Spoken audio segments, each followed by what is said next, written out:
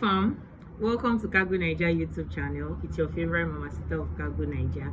If you've not subscribed to our YouTube channel, please hit that subscribe button right now. In today's video, we are diving into a topic that holds immense potential for individual and business owners. How to become successful at importing from China to Nigeria. Come along with me. First, you need to know that importing goods from China to Nigeria opens up a broad world of opportunities. But it's essential to navigate the process with expertise. The journey can be intricate, involving regulations, consideration, and potential challenges. In this insightful guide, I'm here to equip you with practical advice that will streamline your importing process and help you stay clear of common pitfalls. I'm going to be dropping 10 important tips. Now let's jump into it. Number 1, make thorough research. Before you dive into the business of importing, you have to make thorough research about what you are about to import, about the importation business. You have to make thorough research about it. What are the local regulations? What are the cultural influence of your business? What are the things you need to know about the regulations, the rules, the laws that abide what you are importing? Another important tip, which is the number 2 tip that I'm going to give you today, is choose the right supplier. What do I mean by choosing the right supplier? You need to, when thinking about importation in any business, you need to choose the right supplier. Check through. Make sure you go for established partners. Make sure you go for people that already has good and genuine track record. You don't just want to buy from anybody. You don't want to be scammed. You have to choose a supplier that you have heard about them. They've been tested and trusted before you say you want to start buying from them. So choose the right suppliers. Number 3 tip that I'm giving you today is clear communication. Clear communication, you have to have a very good communication with your supplier. Let them know what you want. Let them know the kind of brand you're about to build. Tell them what you want. Let them know the type of packaging you want to give to your product. Let them know the time duration, the delivery process of what you are buying, what you are importing. Don't just go for anything the supplier says. Know what you want by yourself. When you have chosen a supplier, have a clear communication with the person. Make sure the supplier you've chosen is someone you can easily approach, someone that understands your language. Let's say you are dealing with buying things from China like we are discussing. You have to have someone that understands English if you don't understand Chinese language. Do you understand? So have a supplier that you can call at any beck and call that, okay, this is what I want. This is how I want it to be packaged. This is the kind of brand that I am building, and this is what I want for my brand. Don't just go for what, because somebody is doing something, you also want to do it, or because this is, no, you have to be crystal clear about your vision for your business.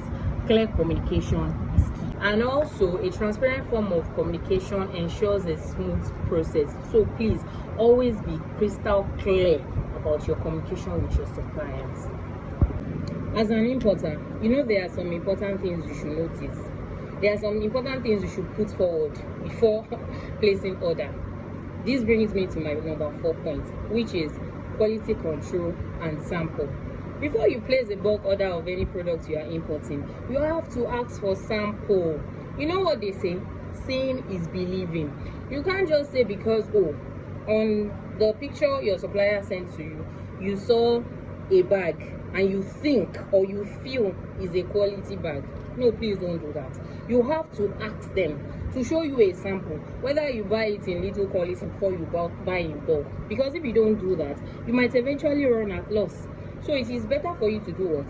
Ask them to send you samples. Feel the texture, know the quality of what you are buying, know that this is exactly what you are ordering for. Don't just order, because if you go and order in bulk and you don't know the quality of what you are buying, you might later end up with the what I ordered versus what I got. So please, always make sure you sample the quality of your goods before you buy in bulk. There is a Yoruba saying that goes thus: Ìlú tí ò sófin, ẹ̀ṣẹ̀ ò sí ńbẹ̀ o. That brings me to my number 5 point, which is understand import regulations. Everything, everywhere has its own law. Even in the Bible, in the Quran, Everywhere we worship, they have their own law. So also importation has its own law. As an importer, you have to understand the basic rules, law, regulations that bind some importation services. Do you understand? You need to familiarize yourself with taxes, regulation, Nigeria custom duty fee, stamp duty fee, all of these laws, the documentation, labeling and packaging regulations, everything that deals with law and order. You as an importer should be able to familiarize yourself with it. Don't just be naive. Don't do things like a mediocre. You have to understand what you are doing. You have to understand the law that abides what you are doing. You can't just dive into the importation business without having a full knowledge, or at least to an extent the knowledge of the rules that guides your importation business. Because if you fail to do so, your products, your packages, your goods might be delayed by the customs because you don't know the law. Yes, now anybody that doesn't abide with the law, that doesn't go with the law, will definitely be punished. So to avoid all these things, make sure you familiarize yourself with the common and the rules, the regulations of the custom. So please do that. The number 6 tip I'm giving today is optimize shipping methods. Okay, let's assume you want to ship from China and you're buying something in bulk, and you know this product you're buying is lightweighted, and you want to, maybe you are planning on doing it or running a sales for your brand, and you need it to arrive in like let's say 14 working days max. You know you cannot see shipping, yeah. So you have to work according to your budget, the budget for your shipping fee, the budget for your product.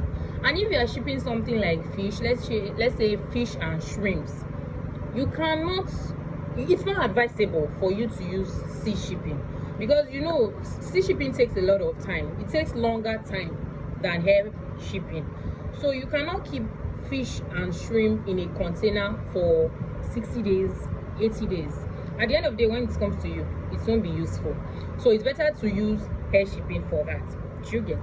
Now you have to optimize your shipping method. You have to work around your own budget. You have to do something that will be favorable for you and the product you are even importing itself. So whenever you are thinking about beginning your importing business, you have to think about what benefits you the more, and you have to think about the duration of time your product will take to arrive. When you've gotten your good supplier, you've gotten a shipping company you want to be using, you've gotten all the ideas you need about the laws, make sure you sit yourself down and plan on your budget for your products and for the money you are going to use to ship in. You have to be very, very careful, and you have to have a full understanding of what you are shipping in. That is why I said the 5 tips I said. That's why I said it at the beginning, so you understand what you are going into, what you are venturing into. Do you get me? So that is why I will say it again now, that optimize shipping methods. Understand that this is an edible foodstuff that can't stay on water or in the container for so long, and this is a lightweight product that can easily use air shipping for. So you have to understand what you are in for before you opt for your type of shipping. Number 7 points for today is for you to plan for custom clearance. Of course, we all know that when our goods get to the custom, they will check it, and there are some processes that they will do before they release your goods to you. Not that they will hold on to it though, but you have to do the right thing, which is provide invoices, the certificates of your product, and make sure all the certificates, like I told you in my number 5 or number 4 point, that you should get all the necessary certificates ready. You can look for a very good clearance agent that can put you through the process, that can expedite the process for you. But make sure you do the right thing at the right time to avoid your goods being impounded by the custom agents. As you know that your Mamasita is always here now to make life easy for you. My number 8 point for today is financial consideration. You see here, when you are going into importation business, you have to know that as much as you spend money, you have to do things that will make your spending worth it. You have to account for everything you do. I have a book like this where you keep records of everything you are spending money on, your taxes, your logistics, the duty fees that you have spent on the importation, so that at the end of the day you have a profitable business. The number 9 important tip that I would like to give you today is that you should anticipate delays. Importing may encounter unexpected delays. Know how to build flexibility into your timeline to accommodate custom inspections, regulatory changes, and logistical challenges. My number 10 points for today is that you should consider currency fluctuations. As we all know, exchange rates fluctuate now and then, so you have to always stay up to date with trends. Know what is happening around you, be up to date about the exchange rates, and know that the cost of goods might go high at any time, might come at that is why I said you must always stay updated. If you are dealing with an international business, you have to always listen to the news, know the things that are happening around you, stay updated with trends, because it might affect your shipping costs. You always develop a way to mitigate potential losses in case of any.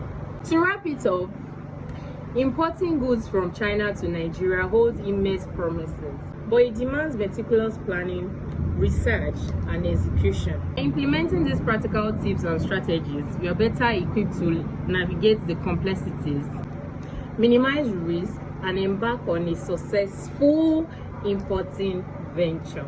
Remember, every business is unique. Tailor these strategies to align with your products, your brand. This newfound knowledge, step confidently into a thriving, successful importing journey from China to Nigeria. Thank you for tuning into Cargo Nigeria YouTube channel. If you found this video helpful, please hit the subscribe button, like, follow, and share to your friends and families. And until I come your way again next time, I remain your favorite Mamasita of Cargo Nigeria. I wish you safe and successful importing journey. Bye.